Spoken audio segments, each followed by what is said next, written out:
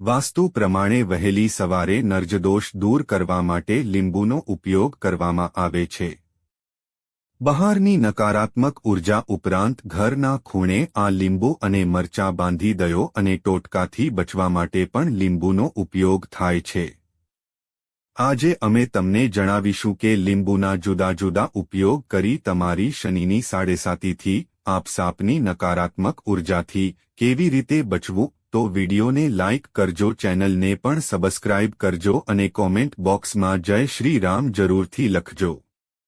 ઘણી વખત ઘરમાં વાસ્તુ દોષના કારણે ભાગ્યનું પૈડું અટકી જાય છે. તેથી વાસ્તુશાસ્ત્ર અનુસાર જે ઘરમાં લીંબુનું ઝાડ હોય છે તે ઘરનું વાતાવરણ સકારાત્મક ઉર્જાથી ભરેલું હોય છે. નકારાત્મક ઉર્જા ત્યાં ઝડપથી પ્રવેશી શકતી નથી.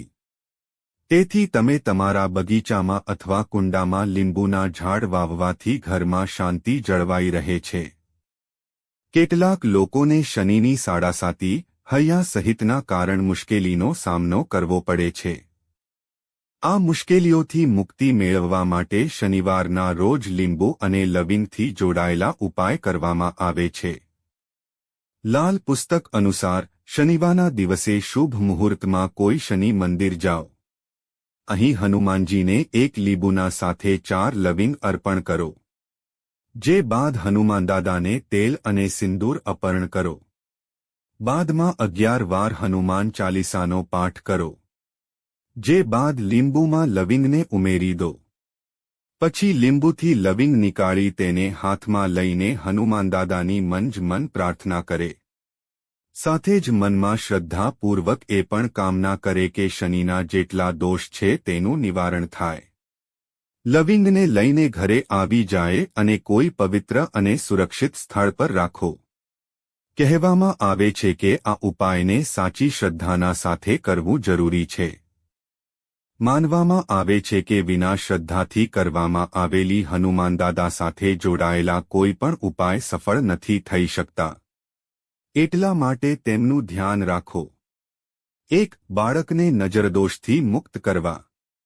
જ્યારે પણ કોઈ નાના બાળકને નજર લાગે છે ત્યારે તે મોંથી દૂધ કાઢવાનું શરૂ કરે છે.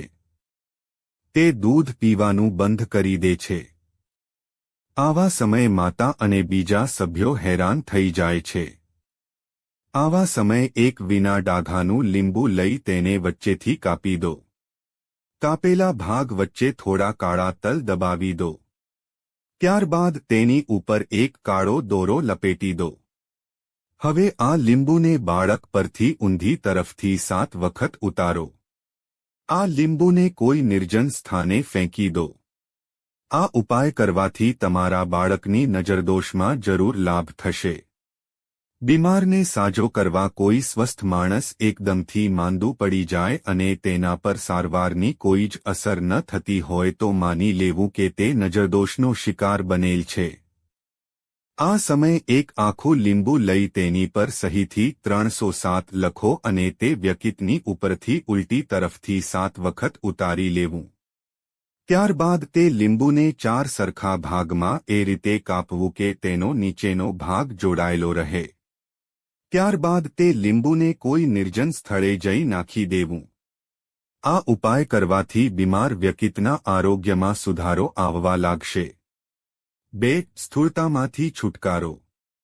સ્થૂળતામાંથી છુટકારો મેળવવા સવારે વહેલા ઉઠી ખાલી પેટે 250 મિલી હુંફાળા પાણીમાં લીંબુનો રસ અને 2 ચમચી મધ ભેળવી નિયમિત સેવન કરવાથી લાભ થાય છે.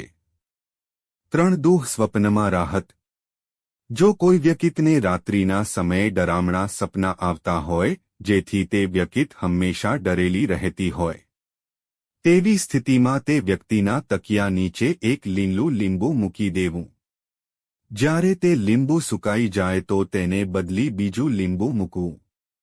આ ક્રિયા નિયમિત 5 વખત કરવાથી દુઃખસ્વપ્ન આવવાના બંધ થઈ જશે અને ઊંઘ સારી આવશે. કાર્યમાં સફળતા માટે જો તમને કોઈ કામમાં વારંવાર નિષ્ફળતા મળી રહી હોય તો રવિવારે લીંબુનું સેવન કરો. આ પછી તેમાં 4 લવિંગ દાટી દો અને ઓમ શ્રી હનુમતે નમઃ મંત્રનો 108 વાર જાપ કરો. આ પછી આ લીંબુને તમારી સાથે લઈ જાઓ. આમ કરવાથી બધા ખરાબ કામ ચોક્કસથી પૂર્ણ થશે. 4. સૂતેલા નસીબને જગાડવા. જો તમને મહેનત કર્યા પછી પણ ફળ ન મળી રહ્યું હોય અને નસીબ તમારી સાથે નથી, તો એક લીંબુ લઈને તેને 7 વાર ઉતારી લો. આ પછી આ લીંબુના 2 ટુકડા કરી લો. બંને ટુકડાઓને જુદી જુદી દિશામાં ફેંકી દો. સામેના હાથના લીંબુને જમણા હાથની દિશામાં અને જમણા હાથના લીંબુને સામેના હાથની દિશામાં ફેંકો. આમ કરવાથી તમને જલ્દી જ ફાયદો થશે. જો તમને નોકરી ન મળી રહી હોય તો એક લીંબુના 4 ટુકડા કરી લો અને તેને અલગ અલગ દિશામાં એક આંતરછેદ પર ફેંકી દો. આ ઉપાય અપનાવવાથી નોકરી મળવાની શક્યતાઓ છે. 5. દંપતી વચ્ચે હંમેશા ખટપટ ચાલ્યા કરતી હોય તો તેમણે પોતાના બેડરૂમમાં એક મોટા વાસણમાં પાણી ભરી તેમાં એક મોટા લીંબુના 2 ટુકડા એક કરી તેમાં મૂકી દો. નિયમિત તેનું પાણી બદલો અને લીંબુ બીજું કાપીને નાખતા રહો. આ ઉપાય ઓછામાં ઓછા 40 દિવસ સુધી કરો. 6. ઘરમાંથી વાસ્તુ દોષ દૂર કરવા માટે લીંબુને ઘરની આસપાસ 7 વાર ફેરવો. ત્યારબાદ ઘરથી થોડે દૂર જઈને તે લીંબુના 4 ટુકડા કરી ઘરમાંથી વાસ્તુ દોષ દૂર કરવા માટે લીંબુને ઘરની આસપાસ 7 વાર ફેરવો. ત્યારબાદ ઘરથી થોડે દૂર જઈને તે લીંબુના 4 ટુકડા કરી લોકોની અવરજવર ઓછી હોય એવી જગ્યાએ તેને છોડી દો. આવું કરીને સીધા ઘરે આવો. પાછું વળીને જોશો નહીં. આ ઉપાયથી ઘરમાંથી વાસ્તુ દોષ દૂર થશે. સાથોસાથ તમારી ઘણી સમસ્યાઓ દૂર થતી જણાશે અને ભાગ્ય પણ તમારો સાથ આપશે. આ વિડિયો જોયા બાદ જો વિડિયો ગમ્યો હોય તો લાઇક કરી ચેનલને સબસ્ક્રાઇબ કરી દેજો. જય શ્રી રામ કોમેન્ટ બોક્સમાં અવશ્ય લખજો.